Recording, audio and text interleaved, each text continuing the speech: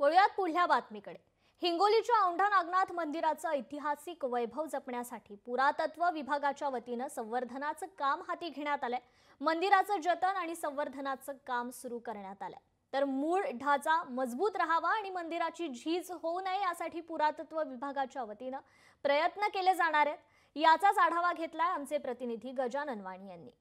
12 ज्योतिर्लिंगापैकी 8 ज्योतिर्लिंग असलेल्या हिंगोलीच्या औंढा नागनाथ मंदिरामध्ये पुरातत्व विभागाच्या वतीने आता संवर्धनाचं काम हाती घेण्यात आलेलं बघू शकता की मी सध्या या मंदिरामध्ये आहे आणि या ठिकाणी पुरातन विभागाच्या वतीने जे आहे ते या मंदिराचं ऐतिहासिक वैभव लाभलेलं हे 12 ज्योतिर्लिंगापैकी 8 ज्योतिर्लिंग आहे आणि या ठिकाणी जे आहे त्यांचं काम हाती घेण्यात आलेलं आहे। पाहताय मी कशा प्रकारे या ठिकाणी संपूर्ण वरचा जो गाभा आहे या ठिकाणी हे शिखर आहे, या ठिकाणी जे पांढऱ्या रंगाचं जे अगोदरचं काम करण्यात आलं होतं मात्र आता या ठिकाणी नवीन काम हाती घेण्यात आलेलं आहे आणि या ठिकाणी रसायनाच्या माध्यमातून हे काम पुरातत्व विभागाच्या वतीने हाती घेण्यात आलेलं आहे। या ठिकाणी औंढा नागनाथ मंदिराचं ऐतिहासिक वैभव जपण्यासाठी पुरातत्व विभागाच्या वतीने संवर्धनाचे काम हाती घेण्यात आल्यामुळे या कामामुळे मंदिराची मूळ रचना आणि वारसा कायम ठेवत आवश्यक दुरुस्ती आणि मजबूती करण्याचं काम सध्या सुरू आहे। मागील अनेक दिवसापासून या ठिकाणी हे काम सुरू आहे आणि या ठिकाणी पाहताय की कशा प्रकारे हेच मंदिर नाही तर या आजूबाजूला असलेल्या संपूर्ण मंदिराचं काम जे आहे ते आता पुरातन विभागाच्या वतीने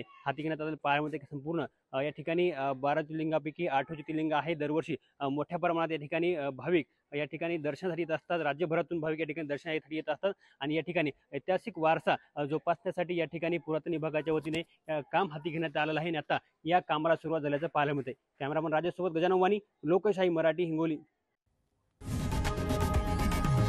लोकशाही मराठी ऐका, पहा, जागरूक रहा।